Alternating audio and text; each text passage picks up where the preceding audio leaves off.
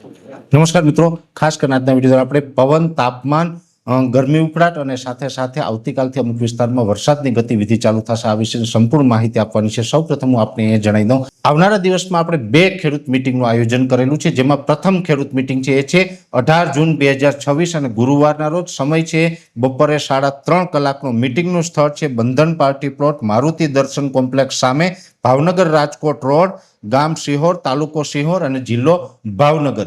બીજી ખેડૂત મિટિંગ છે તારીખ 19 જૂન 2026 અને શુક્રવારના રોજ।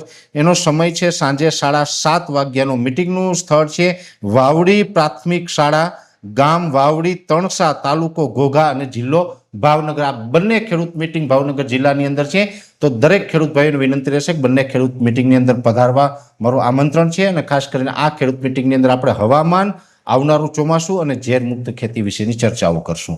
હવે ખાસ કરીને જે વાત કરવાની છે, વરસાદની વાત કરું એ પહેલા હું આપને જણાવી દઉં કે અત્યારે તાપમાન જોવા જઈએ તો એવરેજ અત્યારે 36 થી 38 ડિગ્રીની રેન્જમાં તાપમાન છે। અમુક વિસ્તારમાં તાપમાન 35 ડિગ્રી કરતાં પણ નીચું આવ્યું। જો કે એ વિસ્તારો છે મોટા ભાગે દરિયાકાંઠાના વિસ્તારો છે કે જ્યાં 35 ડિગ્રી કરતાં તાપમાન નીચું આવ્યું, બાકી એવરેજ 36 થી લઈને 38 ડિગ્રીની રેન્જમાં તાપમાન જોવા મળી રહ્યું છે। આઇસોલેટેડ પ્લેસ ઉપર 39 ડિગ્રી સુધી તાપમાન છે। જો કે આ તાપમાન છે આવનારા 5 દિવસ સુધી એટલે કે લગભગ 20 જૂન સુધી યથાવત રહેશે। આમાં બહુ મોટા ફેરફારો નહીં જોવા મળે। ગરમી ઉકળાટની વાત છે તો એ સતત જૂન મહિનો સંપૂર્ણ, આપણે પહેલેથી જ કહેતા આવ્યા છે, જૂન મહિનો સંપૂર્ણ પૂર્ણ થાય ત્યાં સુધી આ ગરમી ઉકળાટ અને બફારો છે યથાવત રહેવાના છે।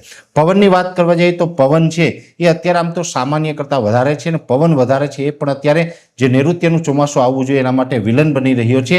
અને આ પવનની ઝડપ અત્યારે એવરેજ 25 થી 30 કિલોમીટર પ્રતિ કલાકની નોંધાઈ રહી છે અને એના જે ગસ્ટિંગ હોય છે, ઝટકાના પવન હોય છે, એ 35 સુધી પણ પહોંચી રહ્યા છે। એટલે પવનની ઝડપ છે એ વધારે છે ને 20 તારીખ સુધી પવનની ઝડપ આ જ મુજબની વધારે રહેવાની છે। 21 તારીખથી પવનની ઝડપમાં ઘટાડો થશે। અત્યારે જે આપણે કહી શકાય કે 25-30 કિલોમીટરની ઝડપે પવન ફૂંકાઈ રહ્યા છે, 21 તારીખથી આ પવનની ઝડપ ઘટી અને 15 કિલોમીટર પ્રતિ કલાકની આસપાસ આવી શકે છે। એટલે પવનની ઝડપમાં 20 તારીખ બાદ એક મોટો ઘટાડો થાય તેવી સંભાવનાઓ દેખાઈ રહી છે। બીજી વાત છે નૈઋત્યનું ચોમાસું અને વરસાદની, તો આપણે ખબર જ છે કે 8 જૂન 2026 થી ચોમાસું છે મહારાષ્ટ્રમાં રોકાઈ ગયું છે। આજની તારીખની વાત કરવા જઈએ તો આજે 16 જૂને પણ ચોમાસાની મૂવમેન્ટ થઈ નથી। આવતીકાલે અથવા તો આજે મોડી રાતથી ચોમાસાની મૂવમેન્ટ કદાચ થઈ શકે, પણ કમસે કમ આજે બપોરે 3 વાગ્યે જે સેટેલાઇટનું અપડેટ થાય છે એમાં કોઈ મૂવમેન્ટ થઈ નથી। ચોમાસું હજુ ત્યાં સ્થિર છે, પણ ચોક્કસથી હવે થોડા જ સમયની અંદર ચોમાસું આગળ વધશે એવી એક આશા છે। જો કે આવતીકાલે 17 જૂન છે, 17 જૂનથી રાજ્યના અમુક વિસ્તારમાં વરસાદી ગતિવિધિની શરૂઆત થઈ જશે।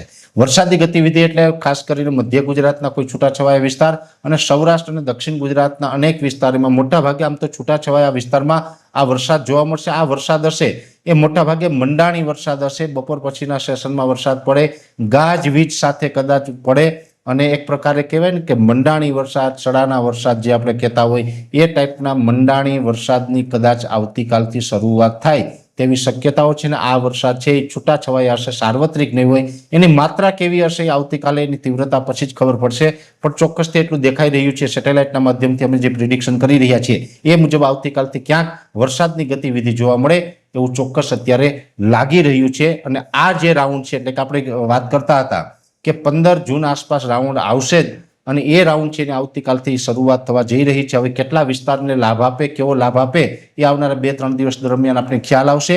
આના પછીનો રાઉન્ડ જે સારો રાઉન્ડ કહીએ એ 22 થી 25 જૂનમાં આવવાની સંભાવનાઓ છે। એટલે આ પ્રકારનું આખું ચિત્ર છે। અમે સતત વરસાદ અને નૈઋત્યના ચોમાસા ઉપર નજર રાખી રહ્યા છીએ, એની પડેપડની માહિતી છે એમ આપણા સુધી પહોંચાડતા રહીશું। અત્યારે આ વિડીયોની અંદર એટલું જ। અંતમાં દરેક મિત્રોને વિનંતી રહેશે કે વિડીયોને લાઈક આપીને દરેક ગ્રુપમાં શેર કરી દેવો।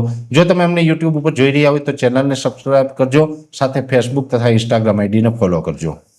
નમસ્કાર।